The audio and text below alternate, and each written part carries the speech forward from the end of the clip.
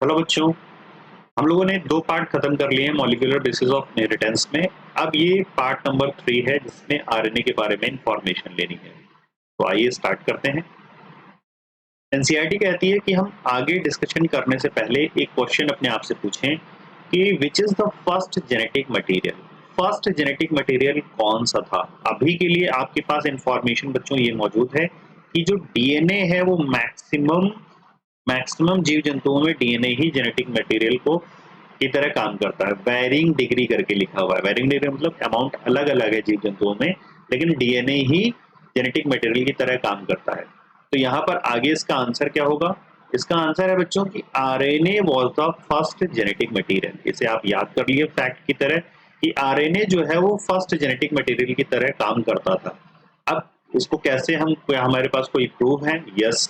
Now enough evidence to solve suggest that essential life process जो कि है metabolism, translation, splicing, इन सब का जो उदय हुआ, इवोल्यूशन हुआ, इवॉल्व हुई, ये आरएनए के इर्द गिर्द ही इवॉल्व हुई थी। आरएनए बच्चों इसीलिए जेनेटिक मटेरियल की तरह भी काम कर सकता है, एज वेल एज ये कैटलिस्ट की तरह भी काम कर सकता है। कुछ इंपॉर्टेंट बायोकेमिकल रिएक्शन है लिविंग सिस्टम में जिनमें आरएनए केवल कैटलिस्ट की तरह ही काम करता है। यहाँ पर कोई भी प्रोटीन एंजाइम इस रिएक्शन को करा नहीं सकता बच्चों। लेकिन आरएनए कैटलिस्ट की तरह काम करते हुए बच्चों रिएक्टिव था, इसलिए ये अनस्टेबल भी था। तो ये एक रीजन हुआ कि आरएनए आज के तौर पे मैक्सिमम जीव जंतुओं में जेनेटिक मटेरियल की तरह काम क्यों नहीं कर सकता, क्योंकि आरएनए कैटलिस्ट की तरह पे काम कर रहा था, रिएक्टिव था और अनस्टेबल था। अब इसका आंसर आप लोग दीजिएगा कि आरएनए जब कैटलिस्ट की तरह, एंजाइम की तरह काम करता है तो उसे क्या कहते हैं, और ये कौन से टाइप के आरएनए से मिलकर के बनता है। ठीक है बच्चों, अब बढ़ते हैं आगे सेंटेंस पे। तो आरएनए अनस्टेबल हुआ इसलिए डीएनए को आना पड़ा। डीएनए इवॉल्व हुआ आरएनए से ही। आरएनए में कुछ केमिकल मॉडिफिकेशन हुए जिससे कि डीएनए बना, that make it more stable. तो आरएनए से जब डीएनए बना, डीएनए आरएनए की तुलना में बच्चों ज्यादा स्टेबल था। डीएनए डबल स्ट्रैंडेड होने के कारण और उसमें कंप्लीमेंट्री स्ट्रैंड होने के कारण ये रेजिस्ट करता था चेंजेस को by evolving process of DPR.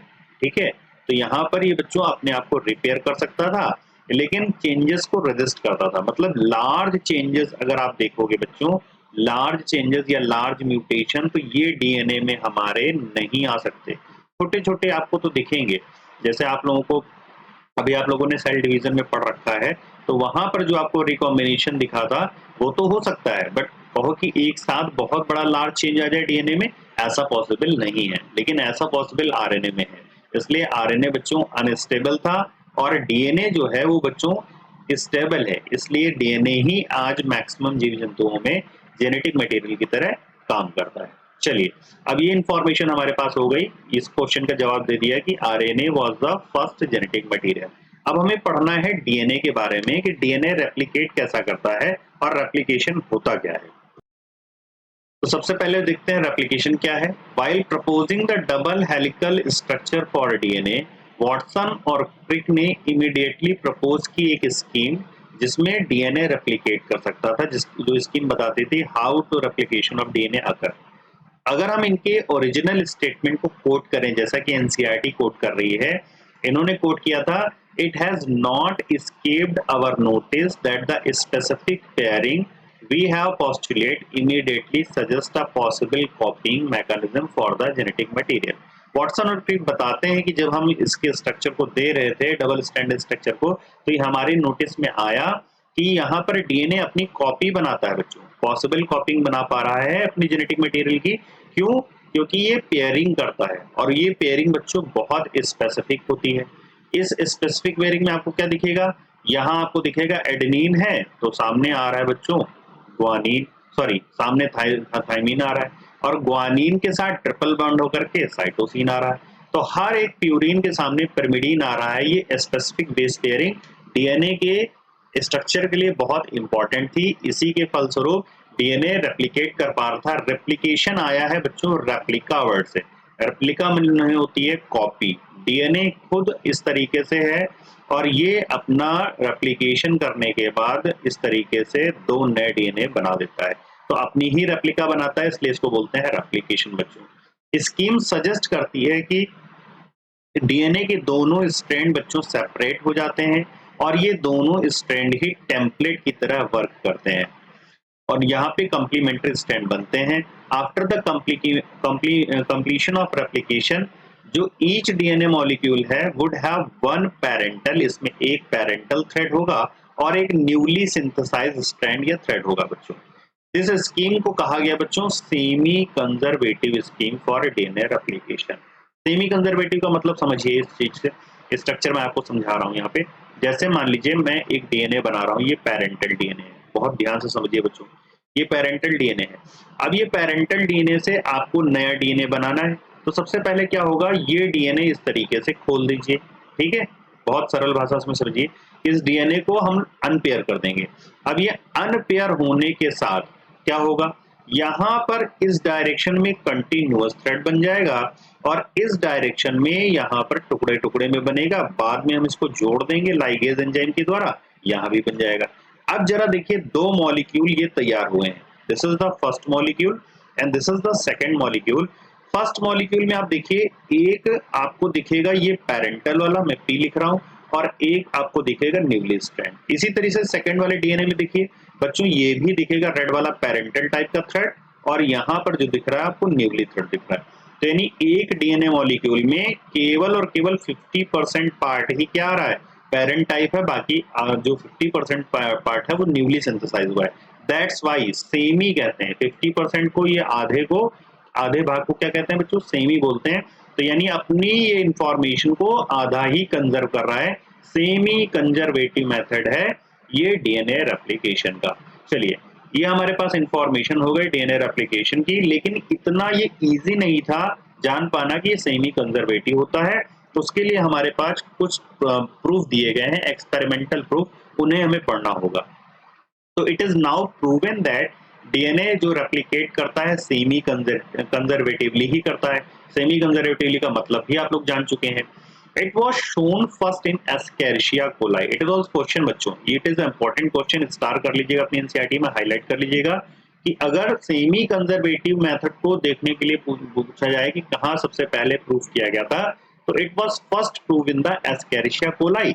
और उसके बाद सब्सिक्वेंटली उसके बाद हायर ऑर्गेनिज्म विसिया फावा वगैरह में भी इसको दिखाया गया कि देखिए सेमी कंजर्वेटिव कर जाता है, सच एज प्लांट वगैरह में दिखाया गया है ना।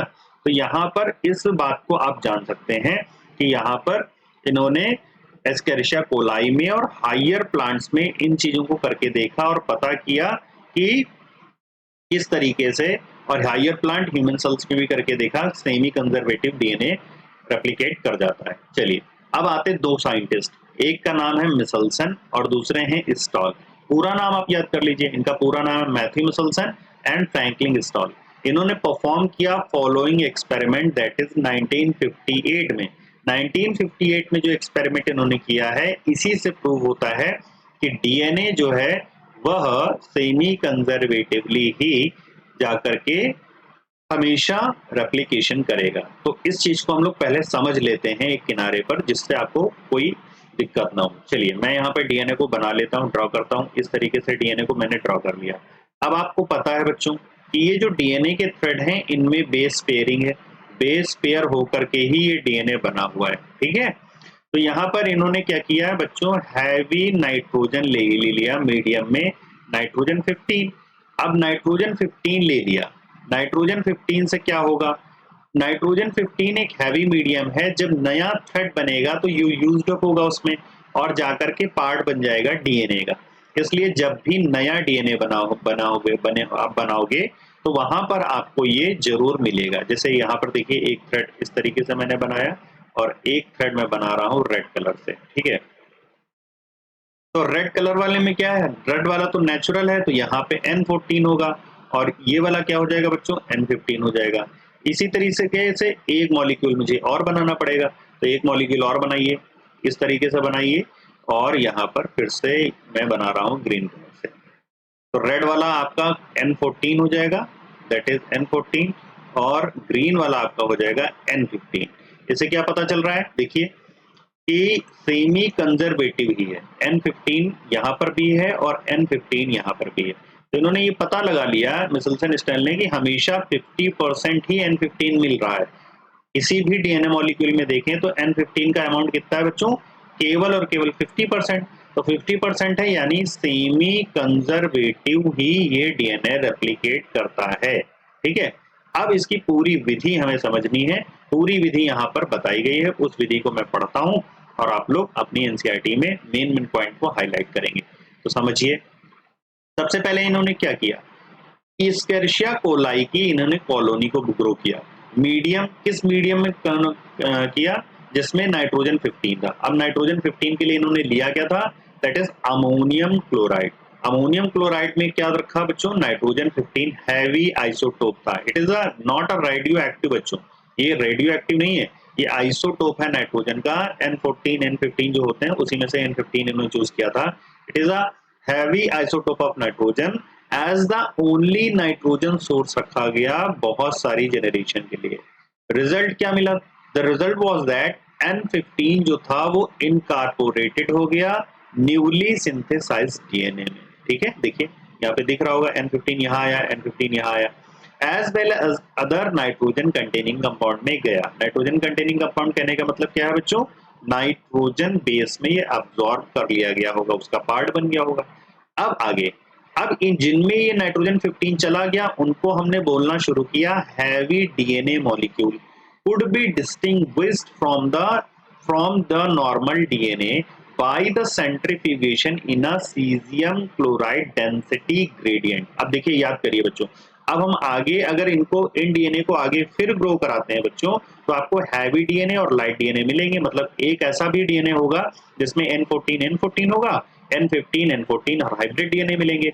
तो यहाँ पर आपको देखने वाली बात होगी कि आप हैवी डीएनए को लाइट डीएनए से अलग कैसे करोगे।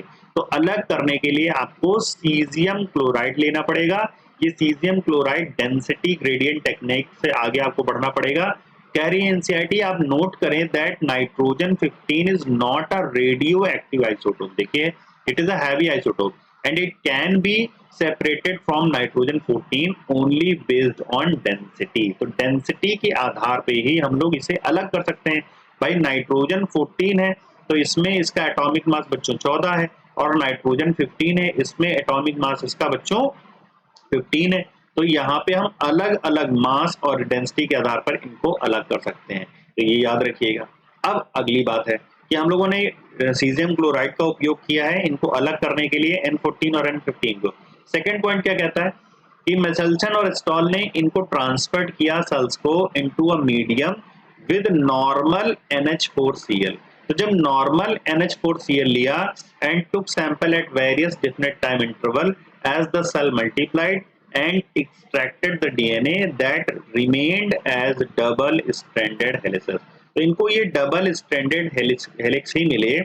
वेरियस सैंपल जब इन्होंने सेपरेट किए independently on caesium chloride gradient पे to the major density of DNA molecules.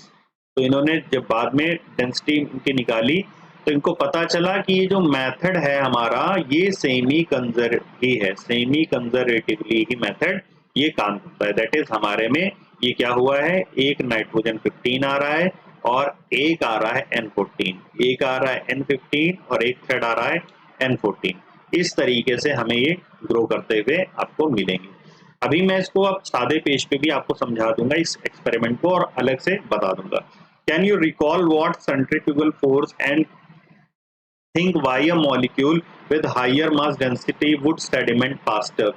जाहिर सी बात है बच्चों, जो मॉलिक्यूल जिसका मास अपॉन डेंसिटी रेशियो ज्यादा होगा वो सेडिमेंट करेगा फास्टर। और यहाँ पर जो सेंट्रीफ्यूगेशन फोर्स होता है वो रोटेशन से आता है बच्चों, इस तरीके से ये फोर्स सेंटर की ओर लगता है। और यहाँ पर टेस्ट ट्यूब जैसी संरचनाएं होती हैं इस मोटर में, मोटर पिस्टल में, और उसको घुमा देते हैं, रोटेट कर देते हैं। रोटेट करने की वजह से ही यहाँ पर बच्चों जो जिसका मास डेंसिटी रेशियो ज्यादा होता है वो पहले यहाँ पर झाग के फॉर्म में ऊपर आ जाता है और उसको हम सेपरेट कर लेते हैं ट्यूब से। ठीक है, चलिए अब नीचे एक एक्सपेरिमेंट बना है, इसी एक्सपेरिमेंट को हमें ध्यान से पढ़ना है। यहाँ पे आप ध्यानपूर्वक देखेंगे कि हमारे पास ये डीएनए बना हुआ है। ठीक है, तो इस डीएनए में हमने क्या किया, N15 मीडियम ले लिया। N15 मीडियम लिया और एस्केरिशिया कोलाई को आप देख रहे होंगे तो आपको पता चलता है ये 20 मिनट में बच्चों डिवाइड हो जाती है। तो अगर 20 मिनट में डिवाइड हो जाती है बच्चों तो क्या होगा, तो यहाँ देखिए N15 रहा एक थ्रेड में और N14 रहा एक थ्रेड, ठीक है। ऐसे ही यहाँ पर भी देखिए, एक ग्रीन वाला है ये N14 है, ये रेड वाला है N15 है। अब 40 मिनट के बाद इसको ग्रो कराएं, तो 40 मिनट के बाद जब ग्रो कराओगे तो इसमें देखिए दो रिजल्ट आएंगे, इस वाले डीएनए से दो रिजल्ट आए। क्या हुआ है, यहाँ देखिए N14 और ये हाइब्रिड है आपको। फिर यहाँ पर भी देखिए इससे दो रिजल्ट आपको मिले हैं। यहाँ पर क्या हुआ है बच्चों, N14 और यहाँ पर क्या हुआ है, हाइब्रिड हुआ। यानी हर बार जब डीएनए रेप्लिकेट कर रहा है तो वो सेमी कंजर्वेटिवली ही कर रहा है। देखिए यहाँ पर N14 है, एक डीएनए जो मिला है वो पेरेंटल टाइप, दूसरा डीएनए कैसा मिला है बच्चों, हाइब्रिड। ऐसे ही एक डीएनए यहाँ पे कैसा मिला है, पेरेंटल टाइप, एक डीएनए कैसा मिला हुआ है, हाइब्रिड। तो इसी तरीके से बार बार जब आप डीएनए का रेप्लिकेशन कराते जाओगे तो यही आपको देखने को मिलेगा। अब इसको हम लोग अगर सेंट्रीफ्यूगेशन टेक्निक पे आधार पे देखेंगे तो यहाँ पे आप देख सकते हैं N15 ये रखा हुआ है ट्यूब में। फिर उसके बाद हाइब्रिड आपको देखने को मिला हुआ है बच्चों, हाइब्रिड की पट्टी यहाँ पे बनी हुई है। और यहाँ पे एक बार और इसका हमने रेप्लिकेशन जब कराया तो यहाँ पर हम लोगों ने देखा है कि यहाँ लाइट और हाइब्रिड दोनों बने हुए हैं। This is the centrifugation technique for the DNA replication.